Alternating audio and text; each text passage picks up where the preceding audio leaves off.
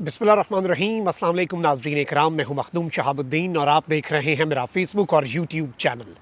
उम्मीद करता हूं आप सब लोग बखैर वाफ़ियत होंगे और जहां भी होंगे अपने अहले खाना समेत खुश भी होंगे और महफूज भी।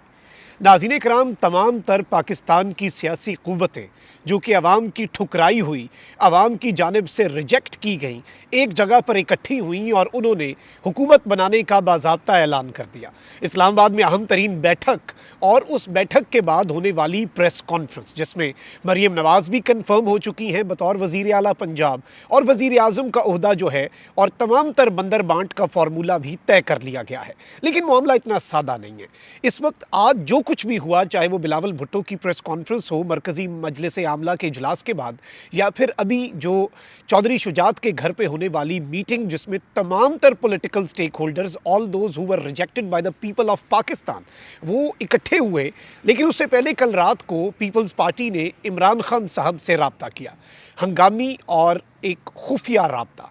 उस राब्ते का इमरान खान साहब ने जवाब भी दे दिया है और इस सब के बावजूद इमरान खान साहब को एक मरतबा फिर एक और एनआरओ की ऑफ़र कर दी गई है और इस एनआरओ की ऑफ़र पर इमरान खान साहब का जवाब भी आ चुका है। अब इस वक्त खद्दो खाल क्या होंगे? Let's be very realistic. Imran Khan साहब ने जो अली अमीन गंडापुर जो है उसके वाला सरप्राइज़ दिया है, उसके बाद अब विफाक में इमरान खान एक और सरप्राइज़ देने जा रहे हैं और ये इमरान खान का नहले पर दहला होगा। 2-3 नाम हैं, मैंने आपको पहले ही बता दिया था ना, खैबर पख्तूनख्वा के 2 या 3 नाम, उनमें से ये एक नाम खान साहब ने सेलेक्ट किया। अब ज़रा विफाक में जो सरप्राइज़ है वज़ीर आज़म के कैंडिडेट का भी, पीटीआई के, और लेट्स बी रियलिस्टिक क्योंकि all the political forces are on one side, तो उसके बाद का मंजरनामा जो होगा और उसमें खान साहब क्या करेंगे, ये तमाम तर चीज़ें मैं आपके सामने रखता हूँ। अच्छा, सबसे पहले जो दिलचस्प चीज़ है वो ये है नाज़रीन इकराम के एक जानिब तो तमाम तर पॉलिटिकल स्टेक होल्डर्स इकट्ठे हो रहे हैं और जमहूरियत, मुल्क का वसी तर मफाद, मुल्क को गर्दाब से निकालना, वही पीडीएम 2.0। इंटरेस्टिंगली इस पीडीएम 2.0 से मौलाना फजलुर रहमान साहब माइनस हैं। मौलाना फजलुर रहमान साहब के साथ ज़्यादती ये की गई कि जैसे एमकेएम को 17 सीटें दे दी गई हैं, 17 सीट्स। मुझे तो लगता है एमकेएम वालों ने खुद ही एंड पे इनकार कर दिया होगा कि इन्हें साढ़े कोल मैंबर नहीं ने जिन्हें सानू सीटां दे दी ने।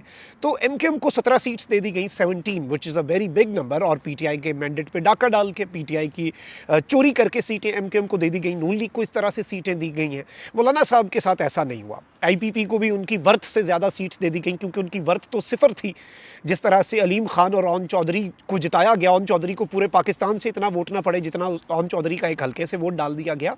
लेकिन मौलाना फजलुर रहमान साहब गायब हैं क्योंकि ख्वाब वो देखते हैं सदर बनने के, बहुत बड़े बड़े ख्वाब हैं और आंखों के अंदर उनके जो ख्वाब और वो सजाए बैठे थे।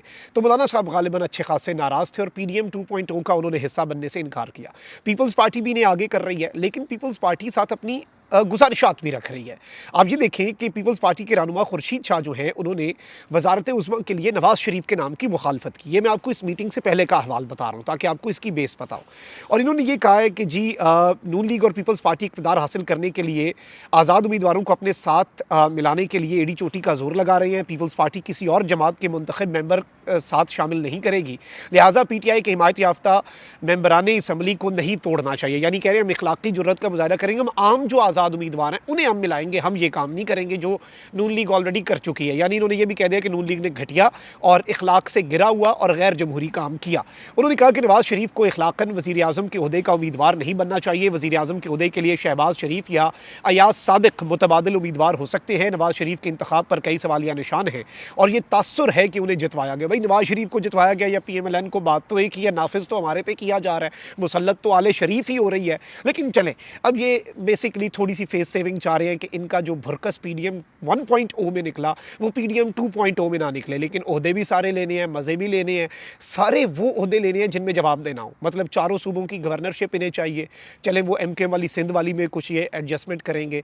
फिर जी इन्हें और क्या क्या चाहिए, इन्हें सारा कुछ चाहिए। इन्हें सदर भी चाहिए, चेयरमैन सेनेट भी चाहिए, स्पीकर कौमी असम्बली भी चाहिए। अच्छा, चेयरमैन सेनेट पे थोड़ा सा इनका फड्डा है क्योंकि इसहाक डार जो है वो ताकतवर भी उन्हें नहीं पसंद करते, शहबाज शरीफ भी कंफर्टेबल नहीं है, नवाज शरीफ साहब वज़ीर आज़म अब बनने नहीं जा रहे, ख्वाब उनका अधूरा रह गया है। नवाज शरीफ चौथी मरतबा वज़ीर आज़म बन के ताकतवरों को पैगाम देना था, सारा कुछ ताकतवरों ने ठुस कर दिया। नवाज शरीफ के करीबी लोगों को जानबूझकर हरवाया गया और उन्हें भी तो सीटें चोरी करके दी जा सकती थी ना, जैसे बाकियों को दी गई। लेकिन नवाज शरीफ के जितने करीबी लोग थे वो सारा नवाज ग्रुप जो है वो उसका प्रोग्राम वाड़ दिया ताकतवरों ने, क्योंकि जब इतनी चोरी हो रही थी तो उन्हें भी दे सकते थे। अब इसहाक डार साहब जो हैं उनके नाम के साथ कंफर्टेबल नहीं है। इसहाक डार साहब के साथ कंफर्ट लेवल जो है वो ताकतवरों का नहीं है और ना ही शहबाज शरीफ साहब का। तो इसहाक डार साहब को फिर कोई ओहदा तो देना है, क्योंकि आले शरीफ है, हुक्मरान खानदान है, नवाज शरीफ साहब के समधी हैं, इतना बड़ा ओहदा उनके पास पहले है, तो अब उन्हें चेयरमैन सेनेट के ऊपर भी इनकी लड़ाई चल रही है। अब यहाँ पर 2-3 चीज़ें हैं नाज़रीन इकराम। इस्लामाबाद में जो बैठक हुई है, पीपल्स पार्टी की पहले मरकज़ी मजलिस आमला का इजलास हुआ, बिलावल ने उसके ऊपर प्रेस कॉन्फ्रेंस कर दी। उसमें कहा कि जी हम हुकूमत में नहीं बैठेंगे, हम विफाकी वजारतें जो हैं विफाकी काबीना का हिस्सा नहीं बनेंगे और बंदर बांट होगी। सिंध और बलूचिस्तान जो है इन 2 सूबों में पीपल्स पार्टी की प्रॉपर गवर्नमेंट होगी, बाकी ये आईनी ओहदे लेंगे और कोई ऐसी चीज़ या कोई ऐसा ओहदा नहीं लेंगे जिसमें इन्हें जवाब देना पड़े, क्योंकि इन्हें ऑलरेडी पता लग गया हुआ है कि PDM 2.0 में इनके साथ जो काम होगा और जितना इनका अवाम ने भुरकस निकालना है और जो अवाम ने इनके साथ करना है अवाम के मैंडेट चोरी, वैसे अवाम ने भूलना नहीं है। बिलावल ने बड़ी कोशिश की इनकलाबी बनने की, आप ज़रा याद रखें कि बिलावल ने बड़ी कोशिशें की, बड़ा बिलावल ने स्ट्रैटेजी लगाई, बड़ा बिलावल बना के जी पता नहीं वो क्या कर देगा, लेकिन अवाम ने उसी तरीके से अच्छी खासी ट्रीटमेंट जो नवाज शरीफ साहब की उसी तर्ज पर बिलावल की, क्योंकि ये हिस्सेदार थे ना PDM और मुल्क की तबाही के 16 माह की हुकूमत, और अब अगली भी चल रही है। अब चौधरी शुजात साहब जो हैं ताकतवरों का एक ऐसा पपेट बने कि जिसकी हिस्ट्री में मिसाल नहीं मिलती।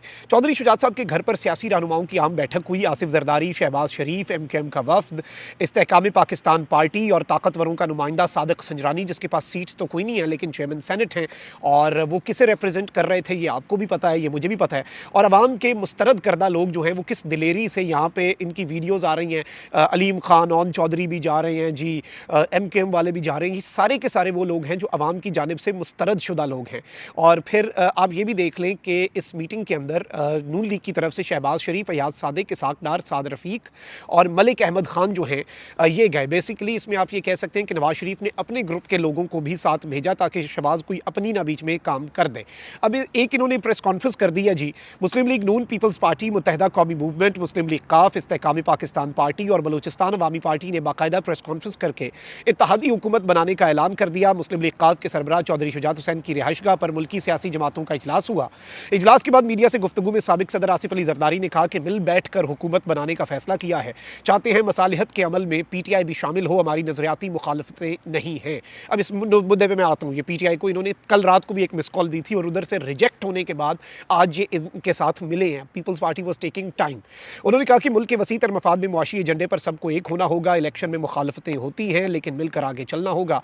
आसिफ जरदारी ने पाकिस्तान खपे का नारा भी लगाया। MKM के सरबराह खालिद मकबूल सिद्दीकी ने कहा कि शहबाज शरीफ का पहले भी साथ दिया, अभी देंगे, हम सब पाकिस्तान को बेहतर सूरत हाल की जानिब ले जाएंगे। सादिक संजरानी ने कहा कि हम मियाँ साहब के साथ खड़े थे, हम मियाँ साहब के साथ खड़े हैं। साबिक वज़ीर आज़म शहबाज शरीफ ने कहा कि इलेक्शन में एक दूसरे के खिलाफ बातें करते हैं, वो मरहला ख़त्म हो चुका, वो ढोंग ख़त्म हो चुका, अब पार्लिमान वजूद में आने वाली है, मईशत को अपने पैरों पर खड़ा करना है। बिलावल की सारी बढ़कें, सारी इनकी स्टेटमेंट्स एक दूसरे के खिलाफ तमाशा अल्लाह ताला के काम है कि बहुत जल्दी एक्सपोज हो गया। ये तो 2 दिन भी नहीं गुजारे इन्होंने इलेक्शन के बाद और उसके बाद ये बुरे तरीके से एक्सपोज होकर इनके असल चेहरे अवाम के सामने आ गए। अब यहाँ पर मैं आपको ये बता दूँ कि ये जो आज पीपल्स पार्टी बड़ा बन रही है, कल पीपल्स पार्टी ने कहा था कि हम हुकूमत नहीं लेंगे और हम मैंडेट जो है वो नहीं लेंगे क्योंकि अवाम ने हमें जो आज सीटें दी है कल को ये भी नहीं देनी। And this is confirmed. Noon league की 17 सीटें बन रही थी, 17 ओनली, जो कि 70 कर दी गई PTI का डाका मार के, लेकिन नून लीग को ये 17 भी नहीं मिलनी अगली दफ़ा, ये जो एडवेंचर पर ये जा रहे हैं। अच्छा, शहबाज शरीफ साहब ने ये अनाउंसमेंट की कि वज़ीर आला पंजाब हमारी कन्फर्म है, मरीम नवाज़ पंजाब के 12 करोड़ लोगों को मुबारक हो, पाकिस्तान की 60% आबादी को मुबारक हो कि मरीम नवाज़ शरीफ साहिबा हम पर मुसल्लत होने जा रही हैं विद नो प्रायर एक्सपीरियंस। सिर्फ ये उनकी CV के ऊपर उनका एक्सपीरियंस है कि वो नवाज शरीफ की साहबजादी हैं और बुग़्ज़ और अनाद और इन चीज़ों का अब एक पंजाब के अंदर पता नहीं स्याह दौर शुरू होता है या क्या करती हैं, और ये पहले से तैयार थे इस काम के लिए। और मैं आपको पहले भी बता चुका हूँ, मरीम औरंगज़ेब ने अमीनी रिजर्व सीट MPA के लिए भी अप्लाई किया और MNA के लिए भी, क्योंकि अगर मरीम इधर आती तो मरीम अपनी कनीज़ों की पूरी टीम जो है, पलटून जो है वो भी लेकर आएंगी। अब यहाँ पर 2-3 चीज़ें हैं। खुर्शीद शाह साहब ने एक बहुत बड़ा क्लेम किया है कि पीपल्स पार्टी ने इमरान खान से मखलूत हुकूमत बनाने के लिए राब्ता किया। यानी एक जानिब तो बिलावल ने आज इस बारे में कोई बात नहीं की, बिलावल ने सिर्फ इतना कहा कि पाकिस्तान तहरीक इंसाफ सबसे बड़ी जमात है, PMLN दूसरी बड़ी जमात है, पीपल्स पार्टी तीसरी बड़ी जमात है। PTI ने चूंकि हमसे रब्ता नहीं किया तो इसलिए हम ये कर रहे हैं। यानी इन्होंने ये तासुर दिया कि हमें अप्रोच ही सिर्फ PMLN ने किया और हम तो किसी का मैंडेट चोरी नहीं करना चाह रहे थे। हमें जिसने अप्रोच किया हमने उसका साथ दिया, PTI हमें करती तो हम कंसिडर कर लेते। लेकिन असल कहानी जो है वो खुर्शीद शाह साहब की ज़ुबान पे आ गई, क्योंकि इन्होंने ये कहा है कि जी इमरान खान साहब को कल रात को, यानी ऑब्वियसली कल का पूरा दिन ही था, आज तो इन्होंने ऐलान किया था, इमरान खान साहब से मखलूत हुकूमत बनाने के लिए राब्ता किया गया, लेकिन इमरान खान ने मना कर दिया।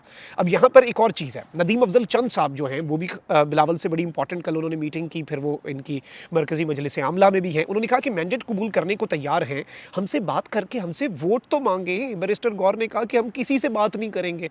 मतलब अब ये अवाम को ये तासुर देना चाह रहे हैं कि जी हम तैयार बैठे हैं PTI के लिए, लेकिन PTI ने रिजेक्ट किया, हमारे पास तो कोई ऑप्शन नहीं था, वरना तो हम PTI को वोट तो हमसे मांगते ना, हम तो PTI का वज़ीर आज़म बनवा देते। मतलब इस वक्त फेस सेविंग भी और फिर आले शरीफ की इस हुकूमत का या PMLN की गवर्नमेंट का बोझ भी नहीं बर्दाश्त करना। ऑल्दो आईनी ओहदों के मज़े भी लेने हैं, इंजॉयमेंट भी पूरी चलनी है, सदारत भी इंजॉय करनी है, चेयरमैन सेनेट और स्पीकर कौमी असम्बली, गवर्नर्स और बेहतरीन अपने दमदमे लगाने हैं इन्होंने। लेकिन यहाँ पर जो इंटरेस्टिंग चीज़ है नाज़रीन कराम वो ये है कि इमरान खान साहब ने जेल से एक पैगाम भी दिया है। बानी चेयरमैन इमरान खान ने जेल से अपने अहले खाना के जरिए जो पैगाम भिजवाया, जो कि उनके ऑफिशियल ट्विटर हैंडल पे लगा कि पाकिस्तान तहरीक इंसाफ को बिल्कुल वाज़ेह और दो टोक अंदाज में 2/3 अक्सरियत सौंपने पर मैं पाकिस्तान के अवाम का शुक्रिया अदा करता हूँ। अवाम का कसीर तादाद में इंतखाबी अमल में शिरकत के लिए निकलना नहायत हौसला अफजा था। अवाम ने जिस तरह खवातीन और बच्चों समेत अपने अहले खाना के हमरा निकल कर अपने वोट का हक इस्तेमाल किया, इससे सही मानों में जमहूरियत की रूह जिंदा हुई है। इस पूरे मरहले के दौरान हर किस्म की सूरत हाल से निपटने के लिए जिस मेहनत और जांफिशानी से हमारे सोशल मीडिया ने काम किया, इसकी मैं बतौर ख़ास तहसीन करना चाहता हूँ। मैं मज़ाहमत की सकत और सलाहियत से लेस उन पोलिंग एजेंट्स की खिदमत को भी सराहता हूँ जिन्होंने धौंस और धमकियों के नारवा सिलसिले के बावजूद डट कर अपने फ़राइज़ सर अंजाम दिए और फॉर्म 45 का हुसूल यकीनी बनाया। चूँकि पाकिस्तान की अवाम नहायत वाज़ेह और दो टोक अंदाज में अपना फैसला सुना चुके हैं, चुनाचे अब पाकिस्तान को शफाफ इंतखाबात और जमहूरियत की अशद ज़रूरत है। अवाम के मैंडेट पर डाका डालकर हुकूमतों में घुस बैठने वालों को मैं ख़बरदार करता हूँ, अवाम के मैंडेट पर डाका डालकर हुकूमतों में घुस बैठने वालों को मैं ख़बरदार करता हूँ। ये जो सब हुआ है इन्हें मैसेज है इस प्रेस कॉन्फ्रेंस को कि मिस एडवेंचर से गुरेज करें। अवाम के वोट पर दिन दिहाड़े ऐसे डाके से शहरियों की तौहीन ही नहीं होगी, बल्कि मुल्की मईशत तबाही के गड़े में मजीद गहराइयों में जा गिरेगी। पाकिस्तान तहरीक इंसाफ अवाम की मंशा पर किसी तौर समझौता नहीं करेगी और मैंने अपनी जमात को वाज़ेह तौर पर हिदायत दी है कि पीपल्स पार्टी, मुस्लिम लीग नवाज़ और MKM समेत किसी भी ऐसी सियासी जमात से मामला साजी मुमकिन नहीं जिसके दामन पर अवाम के मैंडेट चुराने के दाग लगे हों। Now this is something very big and a very big statement by former prime minister Imran Khan साहब। अब यहाँ पर मैं आपको कुछ खबरें, चूंकि मैंने आपको कहा था मैंने देनी है। एक जानिब तो आसिफ अली जरदारी ने यह बात कही है कि जी हमने लार्जर इंटरेस्ट के अंदर मुल्क के वसीतर मफाद में गवर्नमेंट बनाने की बात कर रहे हैं, लेकिन हम PTI के साथ रिकनसाइल जो है, रिकनसिलिएशन, मफाहमत जो है हम PTI के साथ करने के लिए तैयार हैं। यानी एक मरतबा फिर कल पीपल्स पार्टी ने PTI को NRO के लिए ताकतवरों के बिहाफ पे या जैसे भी पेशकश की, और आज सारे पॉलिटिशियंस जो हैं उन्होंने भी PTI को इस सब के अंदर। लेकिन इमरान खान साहब क्या करें? इमरान खान साहब जो अवाम के मैंडेट पे डाका डाला है, इनके साथ रिकनसाइल करके उस डाके को लेजिटिमाइज कर दें, इनके साथ मिल जाएं। इतना ही सादा है। अवाम ने वोट जिस चीज़ के लिए दिया है कि ये सारे के सारे हम रिजेक्ट करते हैं, ये सारे रांदाए दरगाह हैं, एक दरगाह पे जो सारे इकट्ठे हुए रांदाए दरगाह, ये सारे वो हैं। तो ये जो चीज़ें हैं, और इमरान खान साहब के लिए तो वही शेर है कि गिनती में बेशुमार थे, कम कर दिए गए, हम साथ के कबीलों में जम कर दिए गए। तो ये दिस इज़ अ रियलिटी, ये PTI के साथ हुआ है। अब यहाँ पर मैं आपको बताऊँ, जैसे चीखें आप सुनाई दे रही हैं ना आपको कि जी वज़ीर आला KP पे इनकी चीखें आसमानों तक हैं। सारे सहाफ़ी एक दूसरे, कुछ तो 4-5 ऐसे टाउट सहाफ़ी, उनका बस नहीं चल रहा, वो अपने बाल नोचे, अपने कपड़े फाड़ दें कि भाई हो क्या गया अली अमीन गंडापुर, इतना डर है। अच्छा, वहीं दूसरी जानिब PTI वज़ीर आज़म के लिए अगर उम्मीदवार खड़ा करती है तो उसमें चांसेस हैं कि खातून को, और दबंग खातून जिसमें जरताज गुल का भी चांस है और शंदाना गुलजार साहिबा, दोनों बेहतरीन चॉइसेस हैं। और ये एक स्टेटमेंट होगी, obviously PTI will not be able to have their own PM candidate succeed, लेकिन ऑब्वियसली एक स्टेटमेंट जाएगी। अब आते हैं अपोजिशन लीडर पर, क्योंकि रियलिस्टिक अप्रोच यही है, वफाक में, नेशनल असम्बली में इनकी हुकूमतों को टफ टाइम देने के लिए एक ऑप्शन है कि जी लतीफ़ खोसा साहब जो हैं, बड़े सॉफ्ट स्पोकन और बड़े, ज़ाहिर बात है आपको पता है तमाम तर चीज़ों को समझते हैं। फिर उमैर नियाज़ी साहब भी हैं और इमरान खान साहब के पॉलिटिकल मामलात बड़ा देखते हैं, इमरान खान साहब ट्रस्ट करते हैं। फिर एक और ऐसा नाम भी है, तीसरा नाम जो अपोजिशन लीडर के लिए इस वक्त डिस्कस हो रहा है, ये तीनों नाम चेंज भी हो सकते हैं अभी तक के। वो नाम नाज़रीन इकराम ऐसा है कि वो सुन के इनकी चीखें जो हैं और इनके अगले पिछले जो प्रोग्राम है वो बढ़ जाने, और वो नाम है शेर अफ़ज़ल मरवत का। शेर अफ़ज़ल मरवत भी इसमें हो रहा है, और अगर शेर अफ़ज़ल मरवत वैसे आ गया तो आपको अंदाज़ा नहीं है। बाकी तो सॉफ्ट स्पोकन लोग हैं, ऑल्दो वो भी टफ टाइम देंगे अपने तरीके से, in their own way, everyone has their own way ना। लेकिन शेर अफ़ज़ल मरवत ने तो इन्हें कहीं नहीं छोड़ना। शेर अफ़ज़ल मरवत को तो ये चुप करा के दिखाएँ। तो अगर तो ये खान साहब ने मूव कर दिया तो अली अमीन गंडापुर के नाम पे उठने वाली चीखें आप भूल जाएँगे। इनकी मरीख़ तक पहुँचेंगी चीखें अगर शेर अफ़ज़ल मरवत का नाम आ गया तो। ये भी चांसेस है, मैंने कहा आपको खबर दे दूँ। अपना बहुत ख्याल रखिए। अल्लाह निगहबान। पाकिस्तान ज़िंदाबाद।